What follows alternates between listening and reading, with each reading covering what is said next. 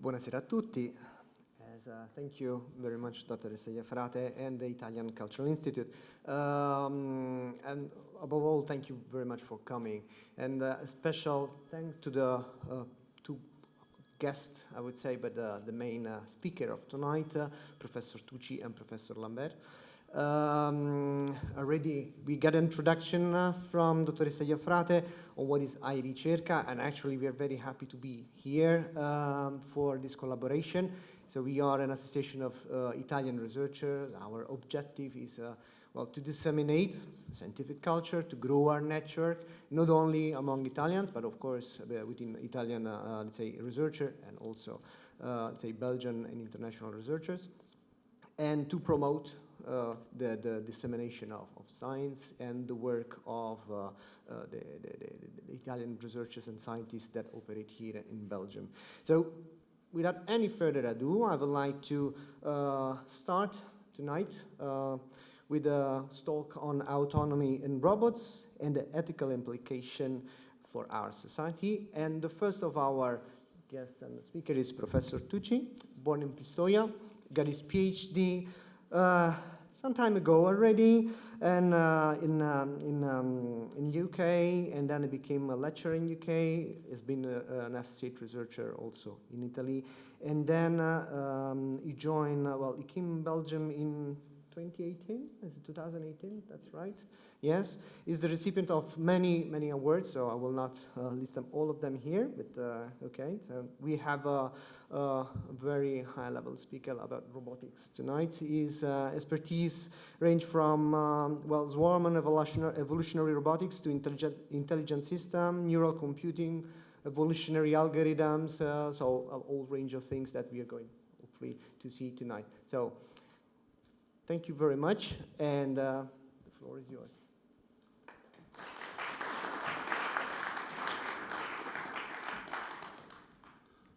Good evening, everybody. Can you hear me correctly? Great. So thank you very much for the invitation, and it's a great pleasure to talk in this very nice theater. I start saying a few words about the area where I'm doing research, which is swarm robotics. Swarm robotics is a type of multi-robot system inspired by the behavior of social insects. And so the idea is to have multiple robots that cooperate and try to solve tasks that are beyond the capabilities of a single robot. And hopefully I will show you some example, some movies later in my talk. But the talk is focused on the idea of autonomy. Now, I have used a lot in my paper the words autonomy, but I have to be honest, I've never really taken the time to ask myself what do I really mean for autonomy. And when they asked me to come here and to talk about autonomy, I said, yes, oh, great challenge. This is an opportunity for me to try to understand what I think autonomy is. So what I will try to do in this talk is try to characterize, and I use the word characterize instead of defining, because I don't think I'm qualified enough to give a definition of the words autonomy.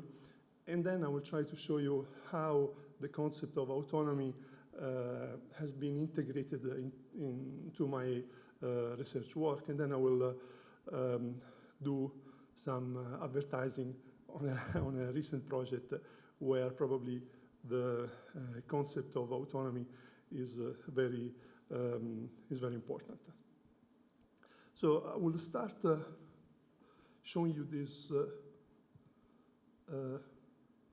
movie, if it works. So here you see the humanoid robot Atlas. This is built in the US by the Boston Dynamics. As you can see, is an impressive piece of technology that does really amazing things. Now you will see now, it's getting more and more impressive. Obviously, I guess it's a very multi-million dollar project, but they achieved a level of flexibility and robustness in the behavior, which is really amazing. Now, if you, and this is really the crucial point, if you believe that this is the this count has a definition, this level of autonomy and adaptiveness and flexibility is enough to define the concept of autonomy, then that's it. Autonomy, this is what autonomous systems are, and this is what autonomous systems do, and we have solved the problem. However, if we look at the literature, and in particular the literature in biospy robotics, we see that there are several people that during the year, they haven't been very happy with the way in which the research community have used the word autonomy. And so what I will try to do is to tell you a bit more about this critical perspective on the definition of the concept of autonomy, to try to understand a bit more of what does it mean being autonomous. And I would like to start with a paper published in 1997 by a philosopher, Tim Smither. So here we are, 1997 is a quite exciting time in robotics, in biorobotics, because people are really experiencing and witnessing with their eyes this change in paradigm in robotics. We are moving away from what is called the classic good old-fashioned approach to AI, to the new bioinspired,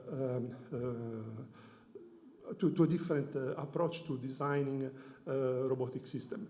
But Tim Smither is particularly critical in this paper, and actually he's quite unhappy with all the definition that has been given to the concept of autonomy.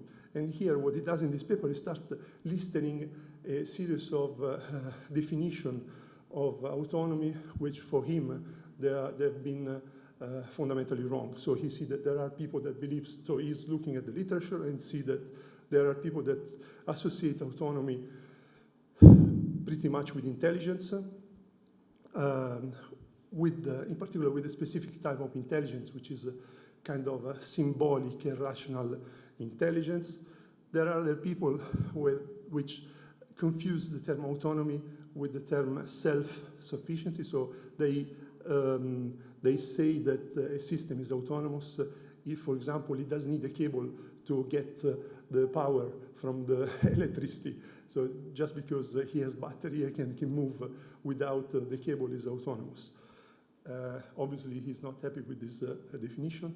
Then there is people, according to him, that confuse autonomy with the idea of self-regulation. So here, when Tim Smither talks about self-regulation, he's really referring to the research community of control theory, where this idea of negative feedback is predominant. And he obviously he say that here that it's not correct to confuse the concept of autonomy with the concept of self-regulation, because self-regulation is enough to explain what's going on in robot design and control with a classic control theory approach. But he also criticizes some other definition of autonomy. For example, criticize those that consider autonomy belonging to system that cannot be externally controlled. So system basically in which the controller has plenty of non-linearity, so it's impossible to modify one aspect of the environment to induce the robot to do some specific behavior. So he said that this is obviously doesn't add much to the definition of autonomy. It doesn't really define what autonomy is. We can use other terms to refer to this kind of processes. So after these 4 or 5 pages of criticism, then he moves to some more constructive approach, and then he starts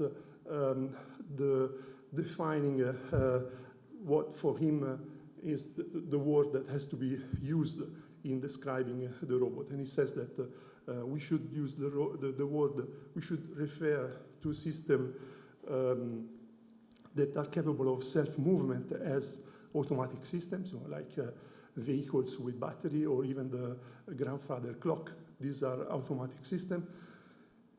Then it says we should use the term cybernetic system or self-regulating system to all the big family of robots where the control system is designed using the control theory approach. And then he's even criticized the new recent, for that time, recent paradigm, the behavior-based system, where, so here the robots are designed in a way that basically the designer provide the robot some kind of responses with respect to some contingencies in the environment. So a way of dealing with the activation of the sensor without really having a big plan or a model of the environment. But Tim Smither obviously is not happy with the idea of defining a system as autonomous, even for those that are somehow engineered design with this new approach of behavior-based, with this behavior-based approach. And the reason why he's not happy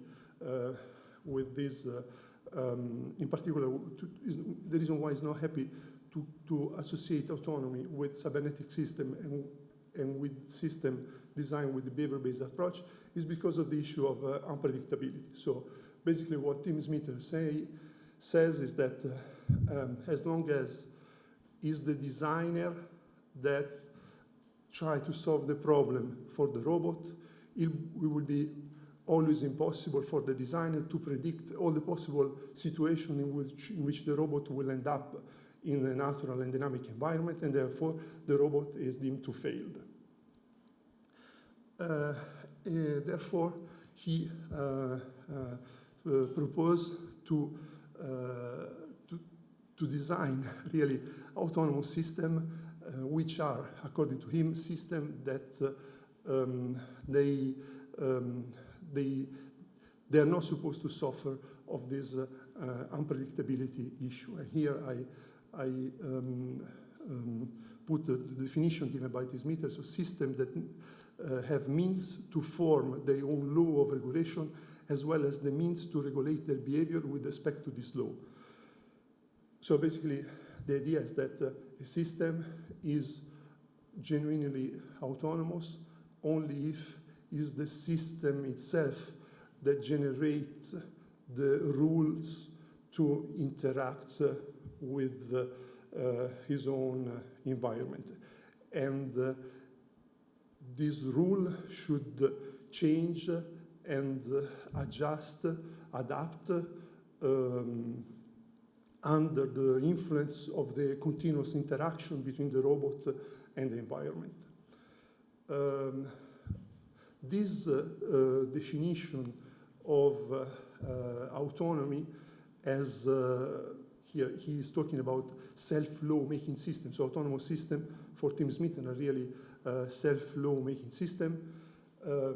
Is not a definition particularly innovative. He's saying obviously the concept of autonomy is not used only in robotics, in politics, in philosophy, in ethics. People are using the term autonomy, and it's quite clear what they mean when they use the term autonomy. So, for example, when we talk about the autonomy of a population, we mean the autonomy of these people to define their own government and rule and social structure and these kind of things. But the definition of autonomous system that Tim Smith used in this paper, it doesn't come from politics, ethics, or philosophy, but it comes really from biology, from a particular definition of autonomy given by two biologists which are Maturana and Varela, that developed a great theory, which is called theory of autopoiesis. Now, I don't have time to explain this amazing theory, and I'm not even very well qualified to talk about the autopoietic system. But here I wanted to show you this is definition of the autopoietic system, in particular refer to the cell. And so Maturana and Varela in the book Autopoiesis and Cognition, they say an autopoietic machine is a machine organized as a network of processes or production or component which, here point one, through their interaction and transformation, continuously regenerate and realize the network of processes that produce them. So here we have this kind of circularity, processes that produce the components that regenerate the processes that produce the components that regenerate the processes. And this define, and this is the second part of definition, this define the identity of the system. So define the, really the bounds that distinguish the system from its environment. And here you see really the strong system that self-produced his own rule for defining itself, and is also self-check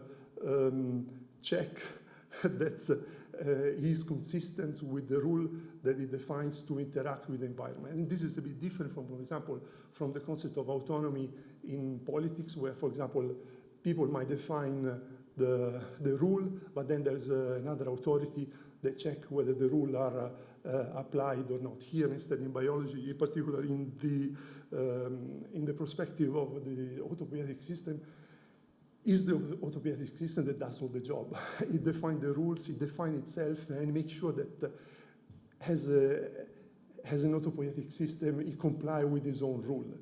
And then there is this idea of structural coupling, so meaning that the system, through the interaction of the environment, it continuously redefine, because it's forced to redefine, to adapt its own rule to the influence of the environment, so it gets perturbed, and it adapts at the same time to the influence of the environment.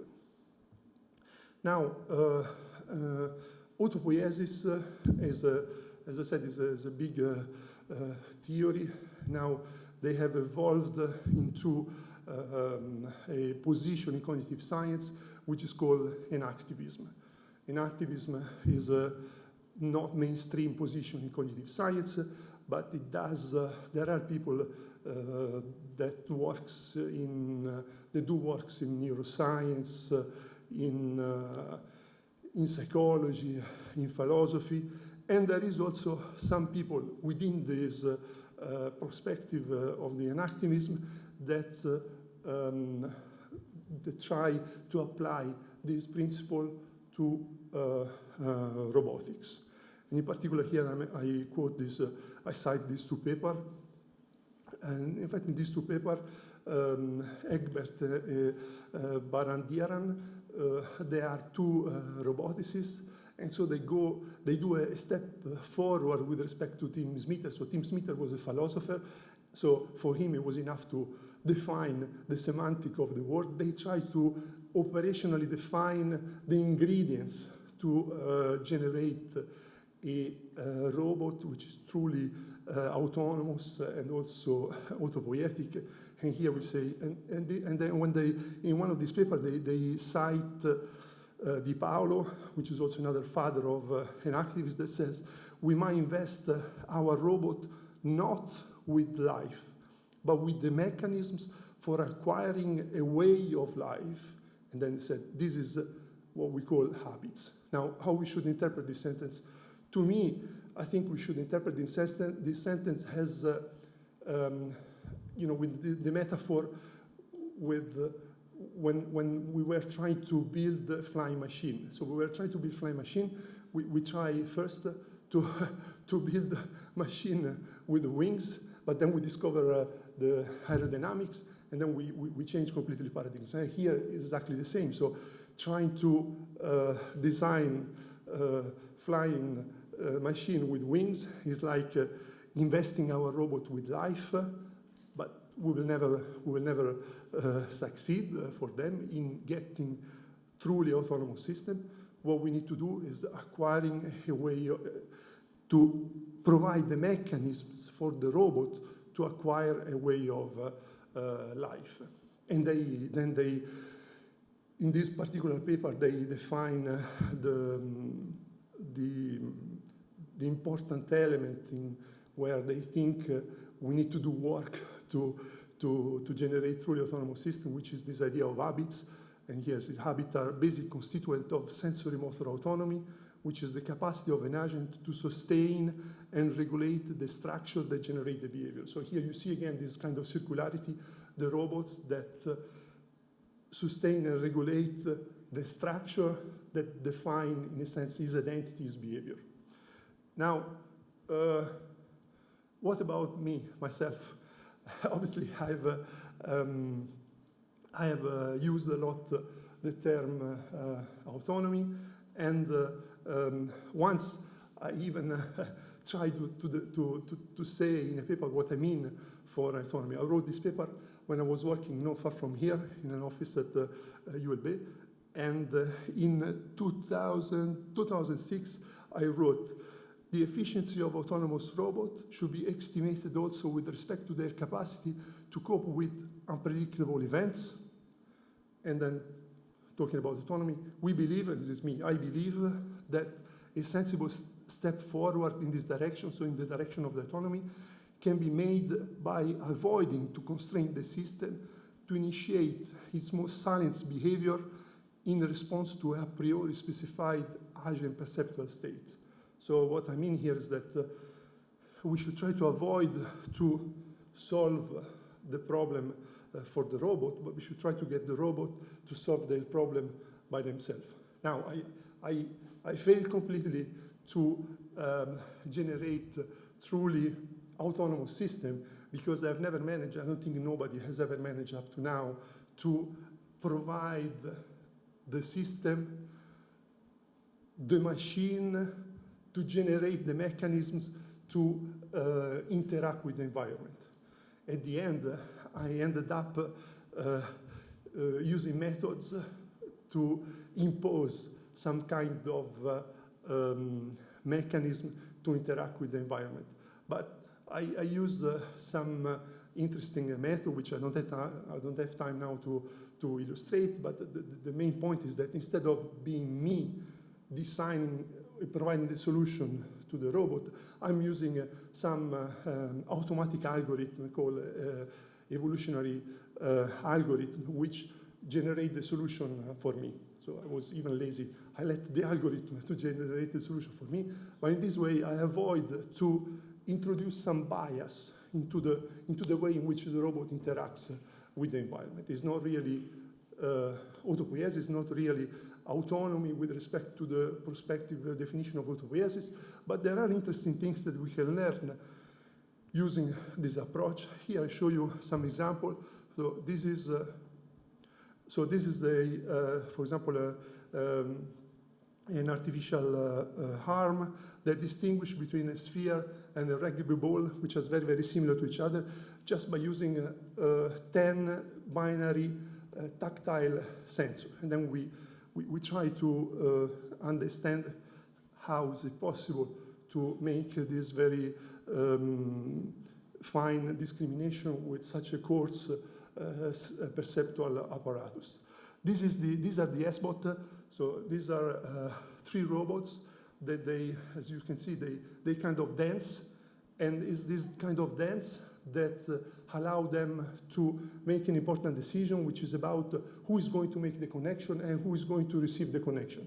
It's not me that decide how the robot should make the decision, but it's the robot by themselves that make the decision, and then our role was then, once we have generated the solution, to investigate how the robot do it.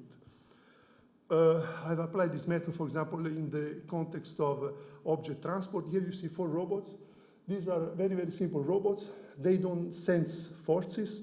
They are completely independent, and they don't communicate to each other. the only things that they can do, they can perceive the consequences of their own action. So if the robot wants to move forward, pushing the object, if the object pushes them backwards, they can perceive that the consequence of the action is the opposite of what they want to try to do. And that's enough for them, as you can see, to coordinate their action and to find the common direction of movement and to transport the object all together. Obviously, the object is too heavy to be transported by a single robot, and all together they push the object towards arbitrary direction. And here is this concept of apply to collective decision making. So here are same robots, they're just a bit more.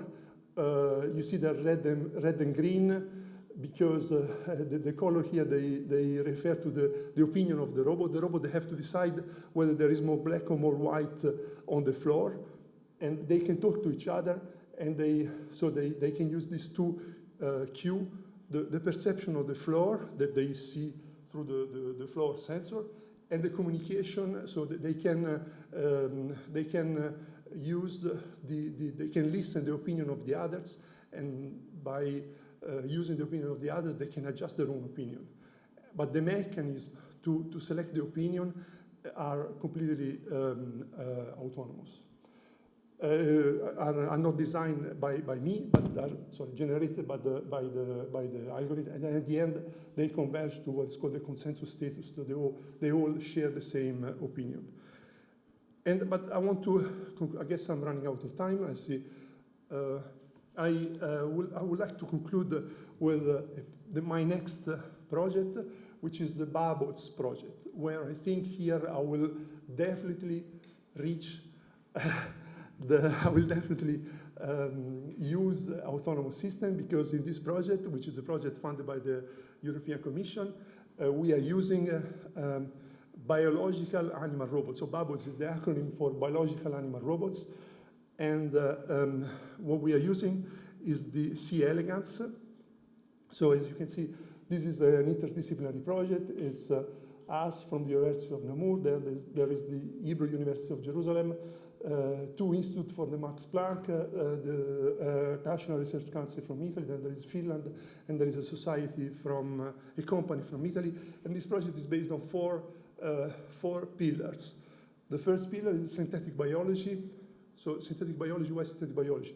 Because here what we are trying to do, we are trying to reconfigure the central nervous system of C. elegans through genetic modification. So we will change the connection, the nature of the synapses between the neuron to induce the worm, the C. elegans is just 1 millimeter worm to do something for us. So basically we add behaviors that they are not part of the genetic behavioral repertoire of the species to force the species to do something for us.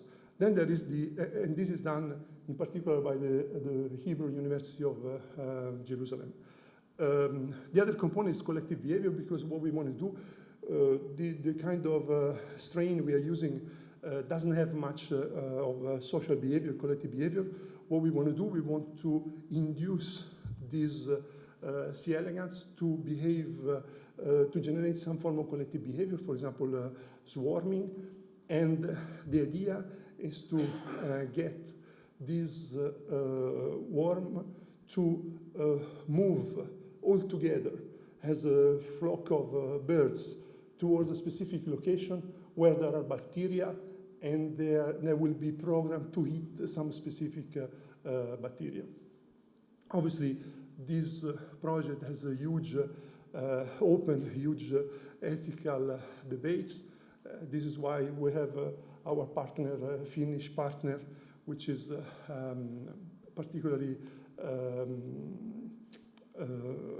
which is working in the domain of ethics of genetically modified creatures. And then we have the company, which is a company that does vertical farming, because we want to apply this technology, so the Babot technology, the technology of biological animal robots, in the vertical farming environment, which is a closed environment where we can control all the environmental parameters, and we can really test the feasibility and the viability of the technology. So before finishing, I would like to thank all my collaborators at the University of Namur, my postdoc, my PhD, the funding agency which allows me to pay these people to do this job. And instead of finishing with some conclusion, I leave you with questions. Do we really need or want or need a self-lawmaking system? And I hope that Professor Lambert, which will follow me, will help us to clarify this point. Thank you very much for your attention.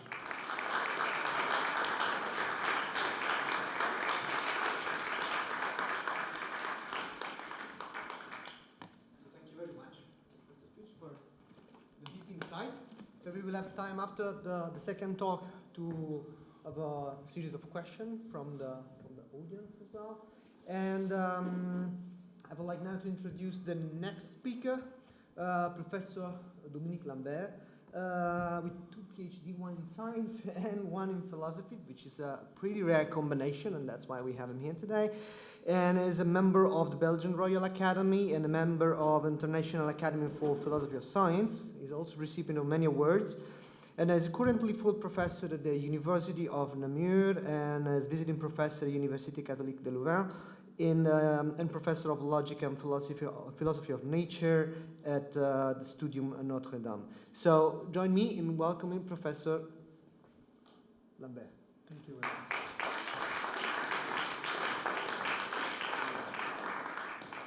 Thank you very much for this kind invitation. Thank you, and thank you, Elio, for your wonderful talk. And I will try to answer your question. And I want to introduce my talk, asking the question why robot autonomy addresses so many questions in ethics, but also address so many questions to law. And the first answer, I think, could be that the use of autonomous robots sometimes assumes that human being could be replaced completely by autonomous machine to perform many crucial and important tasks. And these important tasks are not only to pilot an autonomous car or to select a target in the case of the said lethal autonomous weapon system, but also to control the compliance with legal constraints, international humanitarian law. For example, in the case of what is called the law lethal autonomous weapon system, which address very, very important and crucial question today in this time of war. And autonomy is, robot autonomy is really present there too. And we have to address the question how to regulate the use of such kind of nearly quasi-autonomous robots. Artificial intelligence and robot autonomy are supposed to be completely equivalent to natural intelligence, or robot autonomy is assumed to be completely identical to human autonomy. But I think it's not true, and this is not true for 2 main reasons, and I propose that for the debate, of course. The first reason is that real intelligence implies creativity, implies to go always outside the set of rules and well-established knowledge. Intelligence, human intelligence, is not a question only of mastering of contents, but the ability to transgress the border of all known contents. In science, the creation is very often related to process of overcoming of seemingly contradictory situations, leading to the invention of what can be at first seem incredible concepts. Let us think about imaginary numbers in algebra, transfinite numbers of Cantor, and so on. The scientific invention cannot be modeled by a priori rules because there is no rule of invention. But robots always, autonomous robots always follow rules, even the rules to change the rules. But they are still rules. Let us think now about this example of example addressing a question about creativity, the ChatGPT, for example. It gives wonderful results, but these results are based on statistical deductions. It gives you what is the most probable sentence taking into account all previously existing sentences. But it gives you no really and completely new things. It is the same situation when we are using AI to produce supposedly masterpieces. It is maybe pleasant, but it is not radically new. And this is precisely the distinguishing mark of a masterpiece, something which is radically new. You can object that machine autonomy as self-generating system of rules adapting to new environments could be creative as well. The difference, I think, is the fact that human creativity is the ability to generate innovation, not only by changing rule or by adapting rule, but sometimes without any rule or beyond any existing rules. An interesting reflection comes from legal field. Today, there are more and more robots assisting lawyers and judges. But would it be possible to replace completely the magistrate by an autonomous machine? Mireille Delmas-Marty, the famous professor of international law at the Collège de France in Paris, in an interesting contribution entitled "The Robot and the Fragile Thinking Reed," the thinking reel of Blaise Pascal, explained that it is possible to accept some robotization of justice, but it is impossible to replace completely the judge by an autonomous legal robot, because the legal decision is not founded on some algorithmic procedure, but traditionally on some not logically modeled elements. For example, l'intime conviction in France, the reasonable doubt in the context of common law, beyond reasonable doubt, let us say. And Professor Delmas-Marty said, and I quote her, "The assistance of robots will be essential to justice, to master the growing complexity of system of law and contribute to the emergence of justice both nationally, regionally, and globally. But the fragility and flexibility of the reed are all the more necessary for it because doubt is a condition for justice, which agrees sometimes to give up to punish at the benefit of the doubt, or even to judge to allow the forgiveness that conditions for reconciliation." And it is not easy to translate in an algorithm this ability to give up to punish or to allow the forgiveness. As the great French philosopher Paul Ricoeur said, the magistrate is whom humanizes law, because precisely he can introduce something which is not foreseen by too narrow rules, risking to turn against the spirit of the law and the dignity of human beings. In fact, the magistrates save the spirit of the law going, in a certain sense, outside the rules, but to save the spirit of the law. Therefore, it is difficult to think that what one calls moral machines, it means autonomous artificial moral agent.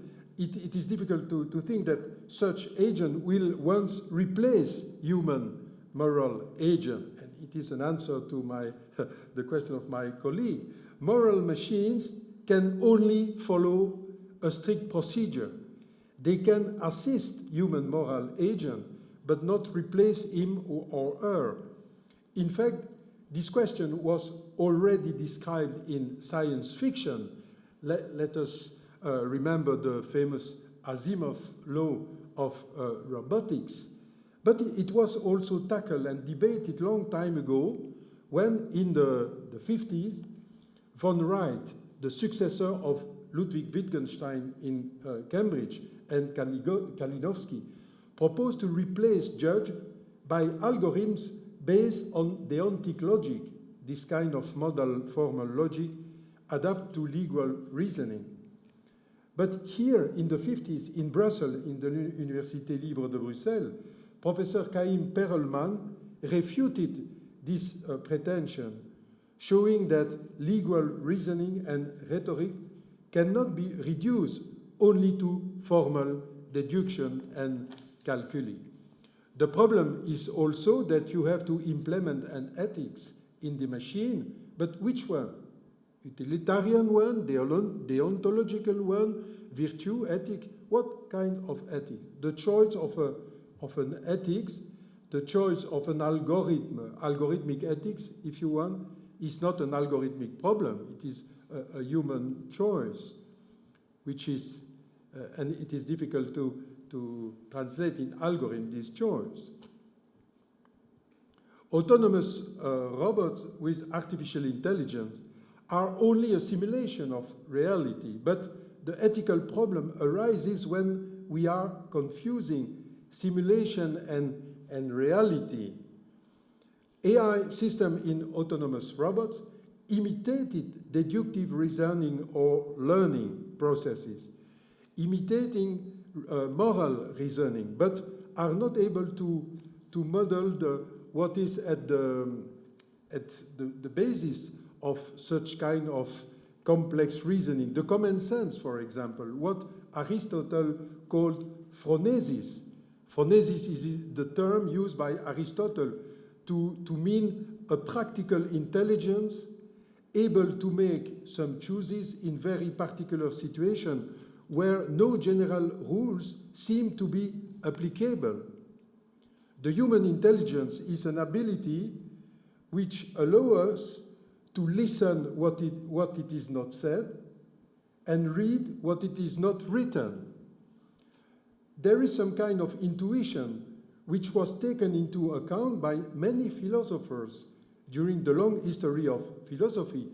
We have to think about Spinoza's knowledge of the third kind, Henri Bergson's intuition, and so on, both being capacity to know singular realities, but not by deductive way, because this singularity is not able to be described by universal law. Singular situation, very particular situation, are not described by general law, if you want.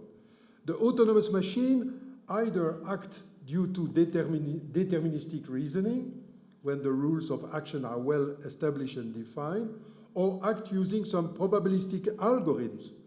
But such algorithms ask for a well-defined measure of probability, for example. And this is possible when one knows all the configuration space. But the space, it means the space of all possible states. But in many complex situations where human beings are judging and deciding, there is no way to know all the possible situations, all the possible states. Their space is so broad, so vast, that this is impossible. Then the decision based on experience, on intuition, even on some references to values, and is related to a reasonable risk-taking, which is not related completely to a rational computation. Machine and autonomous machine can only be rational. It can compute some risk level, but it cannot decide to take the risk. Human can be reasonable without being completely rational. And this is essential in many, many complex situations. He or she can compute risk and give reasons to take risk, but this is very different.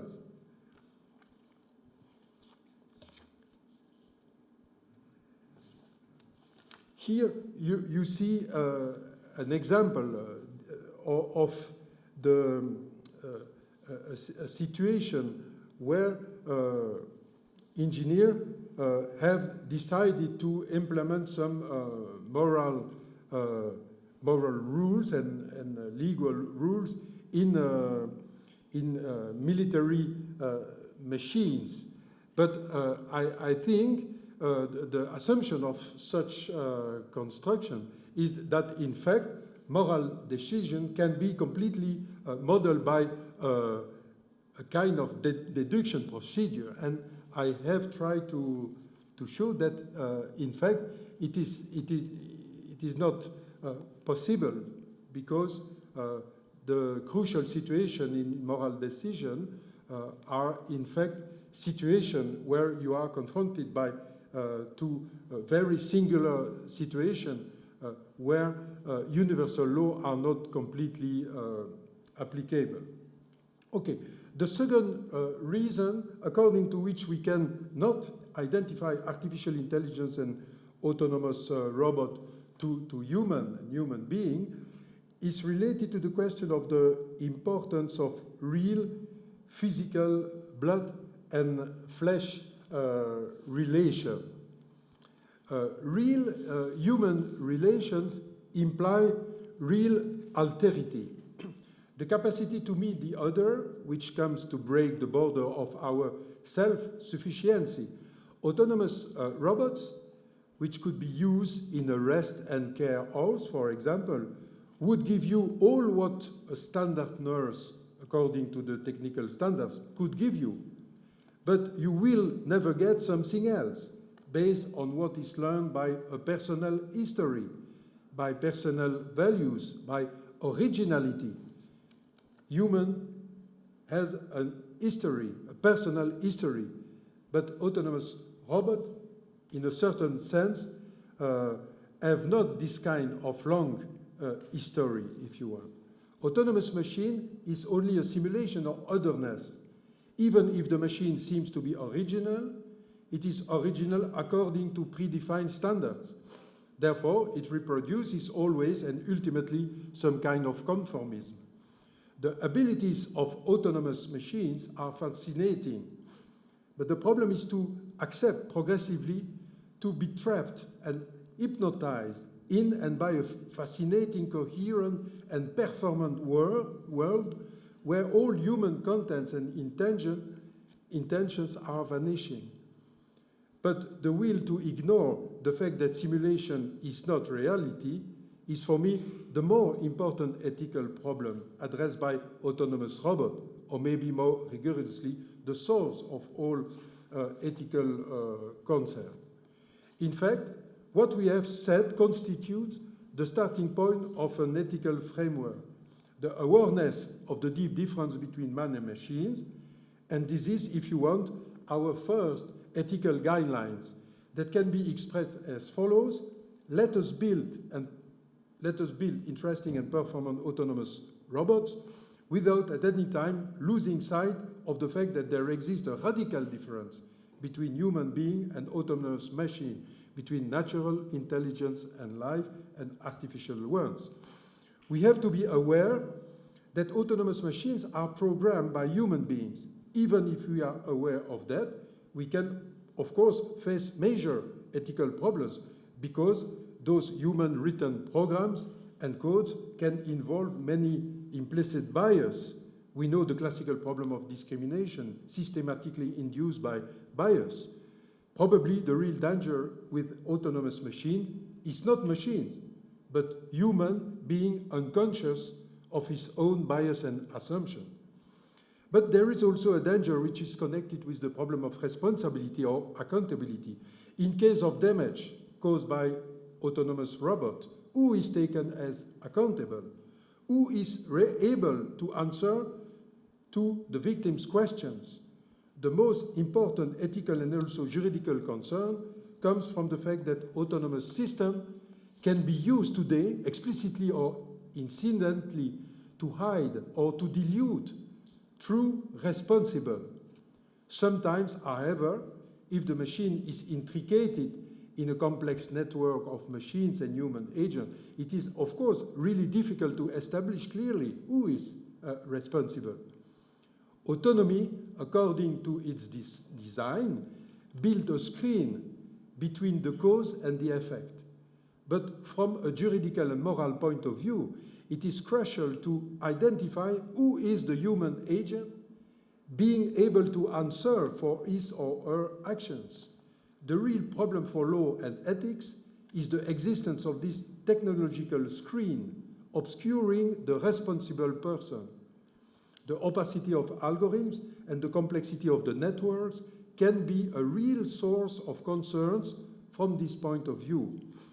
Norbert Wiener, the father of cybernetics, great mathematician who was also in the PhD jury of Georges Lemaitre, the father of the Big Bang at the MIT, the founder of the cybernetics, said the following: avoid taking personal responsibility for a dangerous and disastrous decision by shifting this responsibility into a mechanical device that one does not fully understand, but which has a supposed objectivity, is a real danger. But the unpredictability of autonomous robots address a problem connected to this, okay? Autonomy addresses many crucial questions, also because of the fact that an autonomous machine can redefine its aims, reshape its program, independently of the initial intentions and project of human authorities. This can lead to a complete lack of meaning.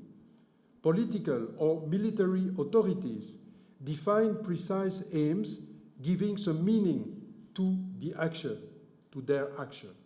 But if the machine can itself redefine the aims, the meaning of actions can change completely, lacking the previous sense. The situation is experienced in financial situation with high-frequency trading, which shows situations in which the economical content of financial transaction is completely lost in ultra-fast processes. But one has to wonder what is the meaning of a technology which is built to serve human beings, to serve societies, and being able to reconfigure itself, taking aims which can destroy humanities and society, which can orient humanity in a direction it does not want. Let us think about the laws, the lethal autonomous weapon systems, able to redefine targets without any human in the decision loop, controlling in particular that international humanitarian law is not violated. And for example, the distinction between fighter and not fighter, it is terrible to think to give to a machine the possibility to redefine the targets and the political and military intentions. We are reaching our second fundamental ethical guidelines, and we can express it as an imperative. Let us build autonomous machines only in a way that they remain always coherent with the aims and projects defined by human legitimate authorities. It is a principle of anthropological coherence. If you want this imperative, avoid the obvious contradiction. You build a machine aiming to serve humanity, but which finally risks to destroy humanity. In other terms, the enhancement of humanity by technological devices lead to its contrary. Still, Norbert Wiener here is a good guide. He precisely followed this principle in this marvelous book, short book, nice, God and the Golem. And he said, if you are stupid enough to abdicate as human being and refuse respect to our fellow human beings in the name of dubious considerations about efficiency and intelligence of machine, then indeed humanity will leave the scene and deserve it. What matters is to preserve a human way of life, and none of the perfections attributed to the machine can substantially alter our responsibility in this regard. And I finish by this. All my reflections have not to be understood as an obstacle, of course, to the development of nice autonomous robots, because sometimes, from an ethical point of view, autonomous machines must be used because they serve human dignity and safety. Let us think of autonomous systems able to avoid flight crash, for example. What is important is not to suppress autonomy. It is to maintain human coherence in our actions using autonomous machines. The question is, in fact, how and when we delegate decision powers to machines, preserving at any time the aims prescribed by the legitimate human authorities. For example, it is possible to accept autonomous machine only if we are able to prescribe the physical environment in which it will evolve and to avoid actions which are considered to be forbidden. The question of the criteria according to which we authorize to share our power to machines is a fundamental ethical question. And I propose for the debate these two guidelines without refusing, of course, the wonderful story of autonomous machine. Thank you very much.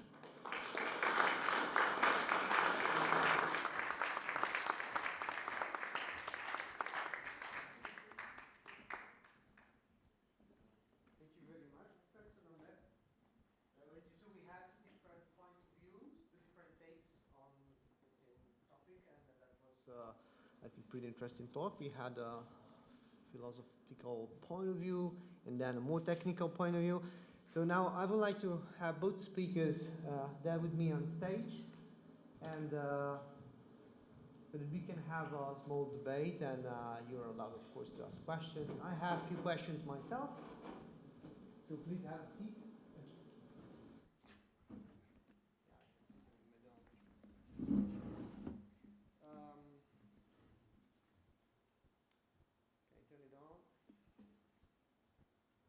Does it work? Yes, great. Okay, so, well, I had a bunch of questions before, and then I saw your presentations, and I had another bunch of questions, but I hope that the audience will have some too. And so one of the things that seems quite interesting is we saw that there are many ways of, well, what to implement, what to do, and also many applications. And this is, of course, rising, and we see it every day that there are new applications. But what is really evident from, well, your talk, what is not possible to do technically or not achieved yet, and also maybe what we don't want to do. So a stupid question, just from the, let's say, man from the street. Do we want, which jobs we don't want the autonomous robots to do? So do we want them in police, for instance? I don't know, you want to take it first? I think we have to use autonomous machine in the situation where human dignity, democracy are respected. But I think I don't want machine. I don't want to replace completely human by machine in situation where you need human to preserve humanity. For example, in a court, the magistrate follow the rules, But we cannot replace completely the magistrate by autonomous machine, because in some situation, the magistrate is there to preserve the humanity, if you want, to preserve the spirit of the law. And I accept all the autonomous machines, but I don't want to share all the human authorities with machines, because in some situation, to preserve humanity, you have to go beyond all the rules or to invent new situation in order to preserve humanity. Thank you. Do you have an opinion about that? Well, I would like to say that I definitely agree with what Professor Lambert has said. I don't want to enter into any philosophical issue about the use of autonomy. What I can say is that the robotics has moving forward very, very quickly, and what robot can do today is really amazing. We have seen the humanoid robot Atlas, but for example, if we get back to the domain, for example, of autonomous cars, there is I don't want to do any advertising, but I'm sure everybody has seen the video on the web on these autonomous cars that are populating the street of American cities, and they're doing amazing things. They really can get rid of very, very complex situation where I would probably find myself in trouble. For example, in the traffic of Rome, that kind of autonomous car would do definitely better than me.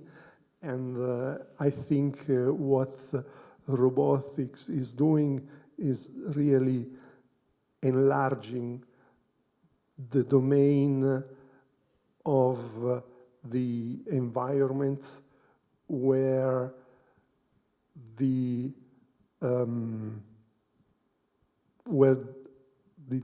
approach of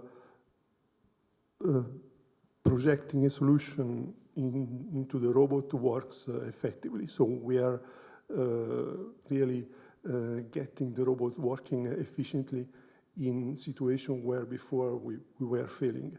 So this is obviously something that let us think that in few years we will probably achieve great things in terms of performance and efficiency of these autonomous robots.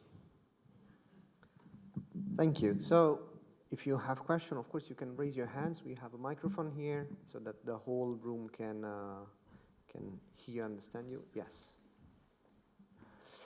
And so a point in common that, well, in common for me, from seeing you both presentation, I was struck by the thing pretty obvious when it's said, let's say, out loud. For instance, like first difference is like the creativity. Creativity is a main differentiator between what a machine can do and what a human can do. On the other side, as Professor Tuci was saying, like there's no real autonomous machine has been ever built so far. And at this point, well, do you think this is even reachable in the future? Do you think this is even auspicable in the future? I don't know. Who wants to take first? You? Well, the point is that Okay. making prediction is the best way to be wrong, in particular in this field. So I don't really know what will happen, but obviously, as I said before, we are moving forward very, very quickly. And when I said that there is no autonomous robot nowadays, is because I was referring to the kind of autonomy based on this idea of autopoietic system.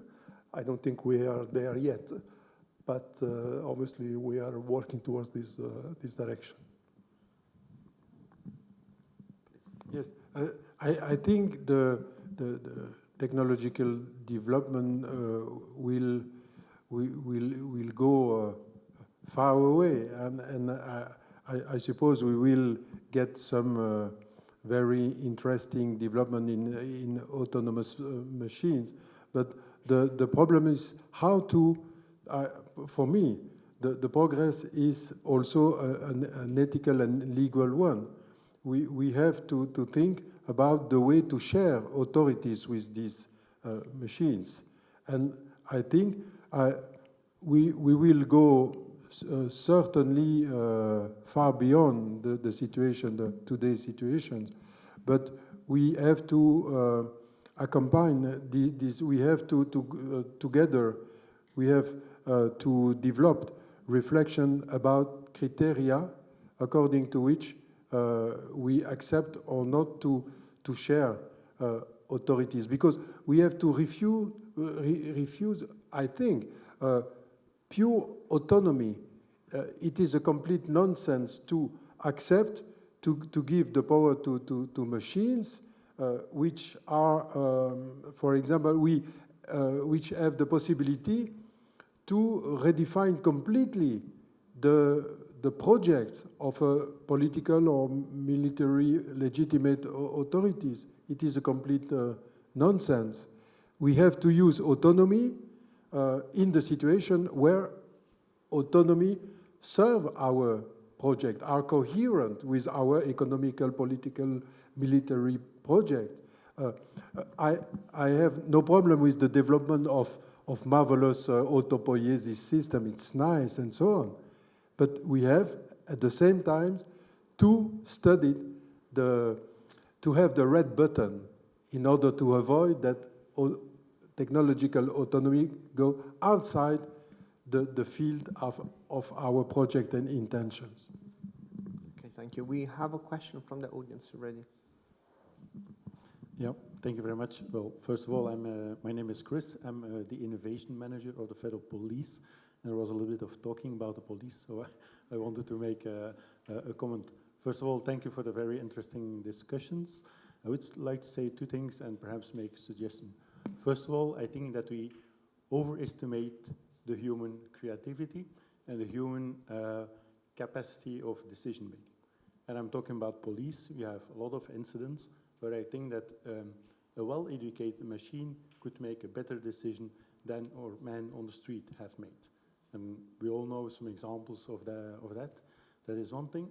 And the second one is that overestimating human creativity and underestimating what the machine will be able to do tomorrow. Because we all know that we are evolving from artificial intelligence to artificial general intelligence. And if you listen to people like the head of Elon Musk AI lab and so on, then we know that we haven't seen nothing yet. The day that we have a quantum computer and that we apply these mechanics to all these algorithms, we will have machines that are smarter than people. It's not if we want, there is no red button to stop that, we will have that. So, and therefore, and that would be my question, knowing that, how will we accompany that? Because it is, and there I agree, what you put in the machine will bring us good or bad machines. And I think that tomorrow we will have good machines and we will have bad machines, like we have bad people and good people. But what is the way forward? Not denying that the machines will come, but to accompany that evolution, to put as much as possible good things in the machine so that if the machine becomes smarter, it will be a smarter, good machine instead of a bad machine. So how can we do that? Thank you. Thank you for that. I see you nodding. You wanted to take it, or you want to? I don't know if. Thanks, God. Well, I agree that in some situation we need machine because machine can in fact perform action better than human beings. I agree first of that. For example, to check the compliance with the laws, maybe machines can be smarter, with quotation marks, smarter than human beings without any feelings of anger, without being tired and so on. the only thing I want to say about this, machine maybe are smarter, but in the field of rules, of defined rules. But there are some situations, even if the machine is very smart and so on, there are singular situations where you have no rules, or you have contradictory rules. On the field, a soldier or a policeman have to take a decision, maybe in absence of any rules.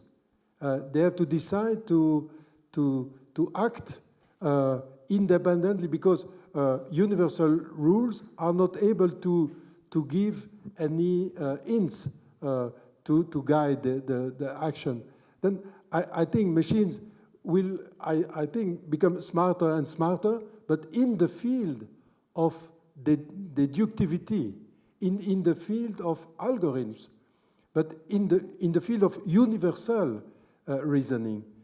But in some singular situation, very particular situation, where you have maybe no rule at all, where you cannot apply universal rule, where you have contradictions, maybe human being is not smarter, but he is essential.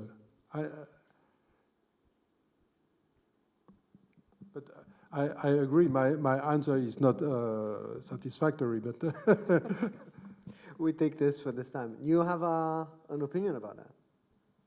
Well, I can say that if we move away from this idea of intelligence as human intelligence, but we try to understand intelligence as something that applies to all living creatures, because all living creatures, they face the problem of surviving, and in their own way, their own intelligence in coping with the complexity of finding food, of surviving in the natural environment. Then what we are trying to do, for example, with the Bubbles project, we try to exploit the intelligence of biology, because we're using worms, so that are evolved in millions of years, so they are very well adapted to cope with the complexity of a particular environment, and we are trying to exploit this adaptivity, their flexibility, and their robustness to the complexity of the environment to serve our goal through genetic modification. So probably our red button would be this possibility to reconfigure somehow their behavior to serve our goal in the domain of, I mentioned the vertical farming domain, on the agricultural domain, to avoid to spread chemicals, to pesticide, or in the domain of wealth care. Obviously, the babots 1 millimeter long can be introduced into the body, and they can somehow cure or repair the tissues. But this is obviously science fiction. We are trying to develop the basis to produce this kind of technology. Thank you. I don't know if that's... Do we have another question? Oh, yes, please go ahead. Which one? I don't know which is first. Maybe the lady in the first row. Was first. Thank you. I actually wanted to ask something related to the previous question, because we've been talking about the human factor, and also you mentioned ChatGPT, and when it comes to ChatGPT, that's true, that's more problem solving, like less out of the box thinking, because it's based on statistics. But just like 1 month ago, I think, I've been hearing about this AI working on poetry, for example, so composing poetry, and that was very interesting for me to understand how AI can also work on creative fields, more humanistic fields. And reconnected to the previous question, I really wonder how can we preserve the human factor when AI is actually capable already to produce human like products such as poetry, because at least the poetries I've heard of, they're almost impossible to define if they are produced by AI or humans. Thank you.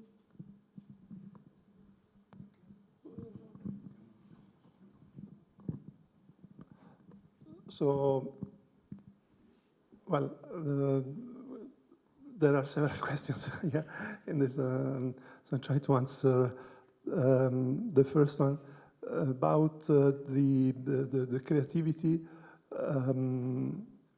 I've run some projects, for example, with a group of artists here from Brussels called Collective Void, and we have developed what is called a synthetic choir, so robots that they move randomly in an environment, and then when they stop, when they encounter to each other, they start singing, and so basically the movement of the robot plus the sound that they produce, they create this very weird atmosphere.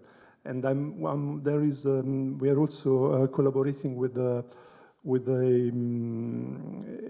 PhD student from ULB, which is doing amazing things. So basically what it does is mapping music, for example, classic music, into networks. So networks, just kind of graphs with nodes and connection between the nodes. And then it somehow, what it does, it applies some weights to the connection, and then when this music is mapped into the graph, then it uses the graph to regenerate artificial music, and it's really impressive. So AI is really moving into, I've seen people using, for example, evolutionary algorithm to do painting. There are really, the hearts is absorbing this technology very quickly, and they produce amazing things. Where do we put the human in the loop? I let Professor Lambert to reply. I think AI can produce some kind of very nice work based on a set on already known things. But I think innovation, human innovation, is the capacity to always produce completely new intuitions. And in fact, it is not a kind of statistical deduction of the most probable sentence based on books, on known books, or a painting deduced from all the images we have taken, we have recorded. I think the real creativity is the capacity to go beyond this. For example, there is no rule of, I think, mathematical invention. No? You can have a machine to prove theorems, but the new intuitions in mathematics and in art are not subjected to formal rules. In fact, a genius is able to transform contradiction into new ideas, to give new concepts arising from deep intuitions without any derivation and so on.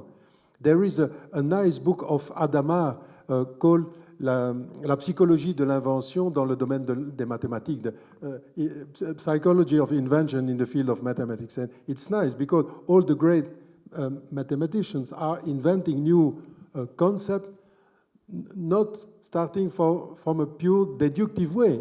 They inject completely new intuitions, radically new. And I think the human being is able to transgress at any time all the borders of known knowledge. And I think this is the point. this is where human is in the loop, I think. Thank you. We had, yeah.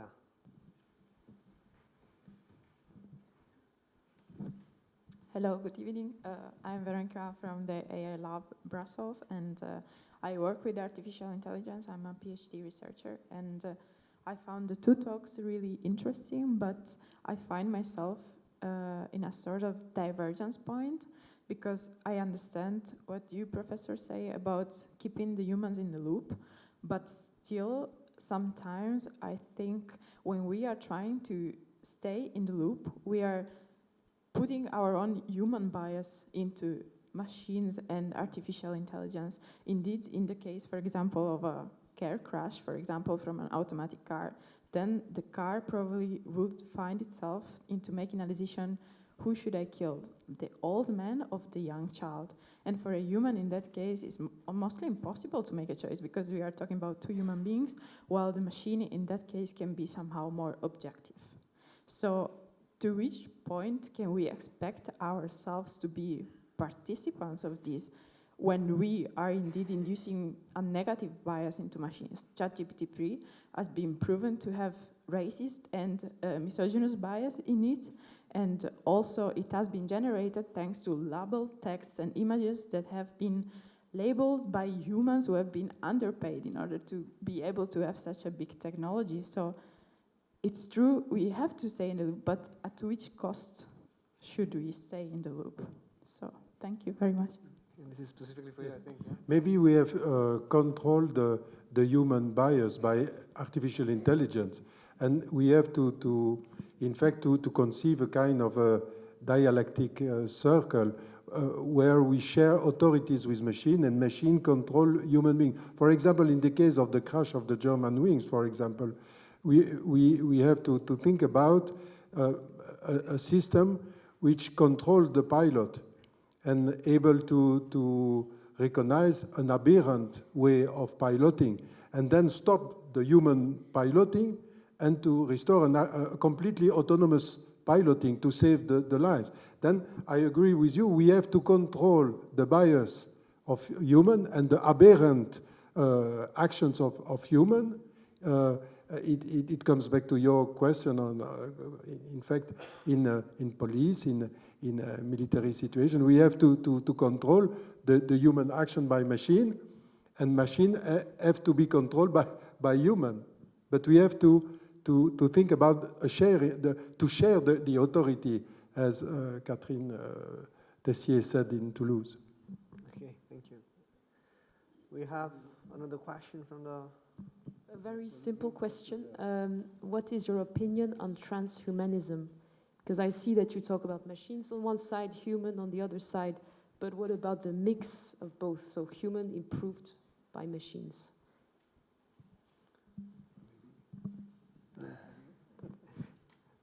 I don't know, Professor Tuci, you want to take it? Or? Well, I can say that I don't see any problem in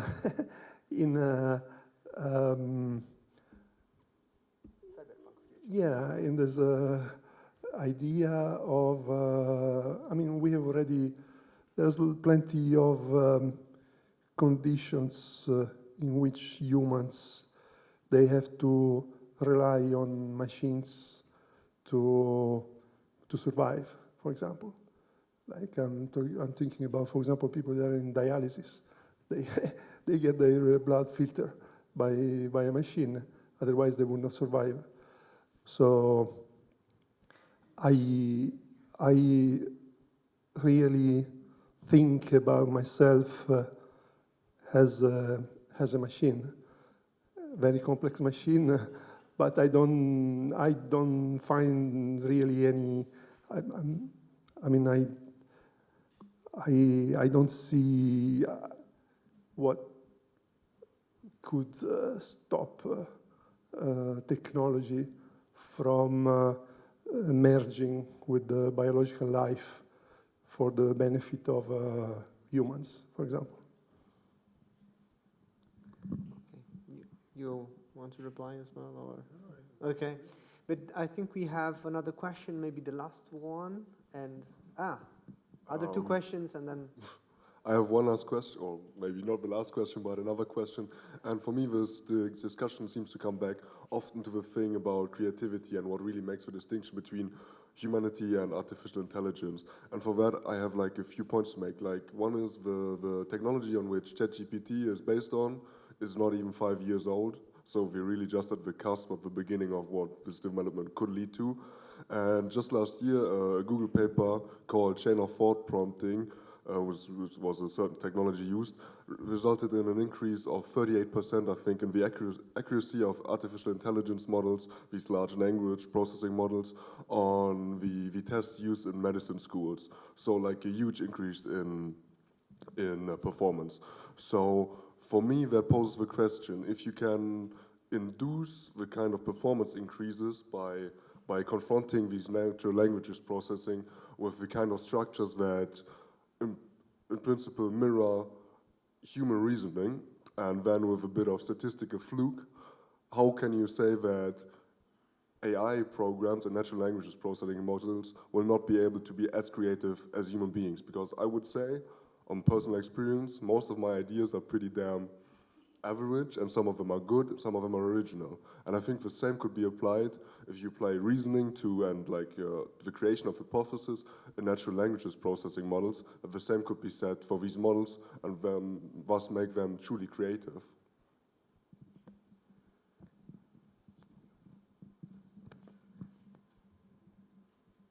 Do you see the question as like? Yes, but it's maybe difficult to answer directly to this question.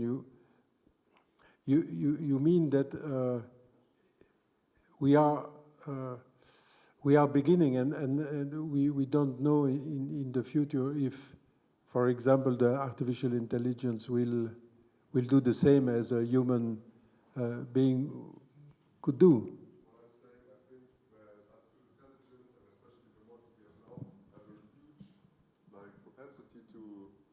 To like mirror what human beings do. So like for me the point comes down on what really is creative. Because I think an AI can be mirror in many ways what we can do. Yes, but it is only, I agree, it is only a mirror, no? I think the artificial intelligence will simulate, but epistemologically, probably we have not to confuse simulation and reality. Maybe the simulation will be better and better, but it is not a reason to identify. I see your point, but given that you give an artificial intelligence some sensor data, some other data, in which it can deduce or like not deduce, but like if it's able to create a hypothesis, and then you give it the means to justify this hypothesis in the real world, which is with the technology you have right now possible, then wouldn't that mirror be enough? Wouldn't it be, or could it be equal to us? Maybe not equal.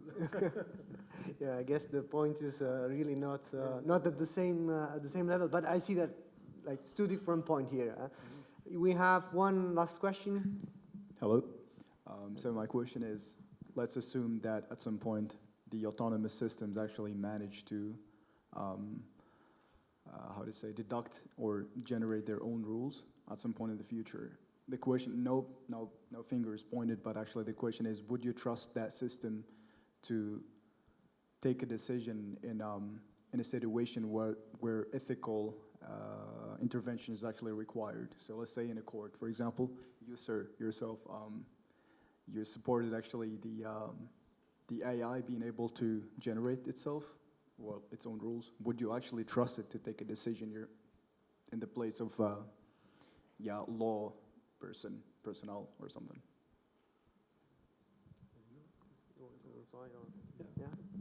I don't know. Honestly, I don't know. I think we really need to test the system first and see what the system does, how the system behaves, assuming that we can generate a truly autonomous system before trusting it.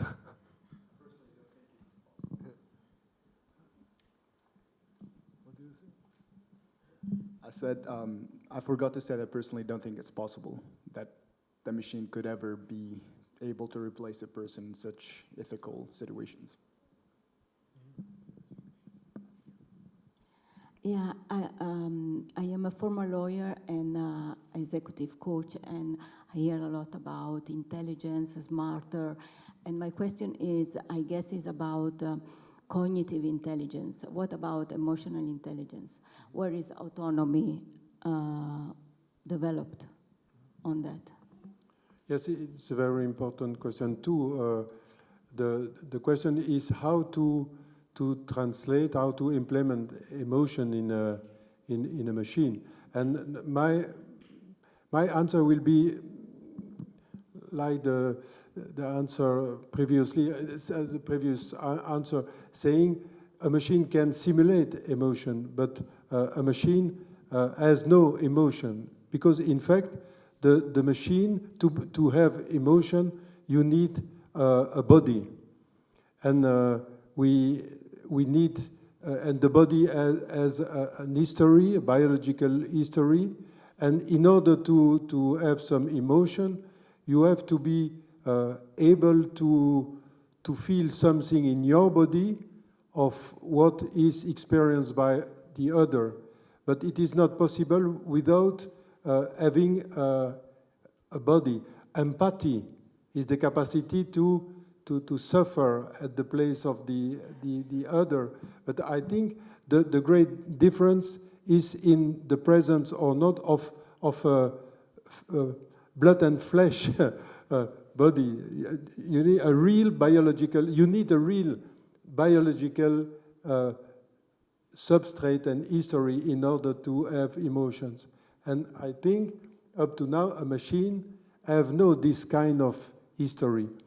It can identify clues of emotion, signs of emotion, but the machines have no emotion as such, because they have no real body and history.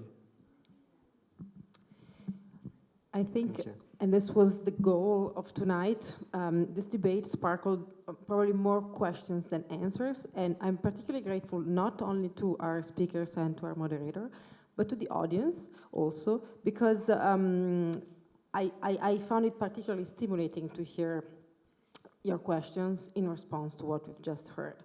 I think it's not our goal to, at least at the Institute, to give answers to something which is so new and so, in a way, even so old, because the debate about the relationship between man and machine dates back to really millennia, and there's always been this idea of replicating mechanically something that human being was, and we're just far more advanced than we used to be, but the question, even the ethical question, has always been there.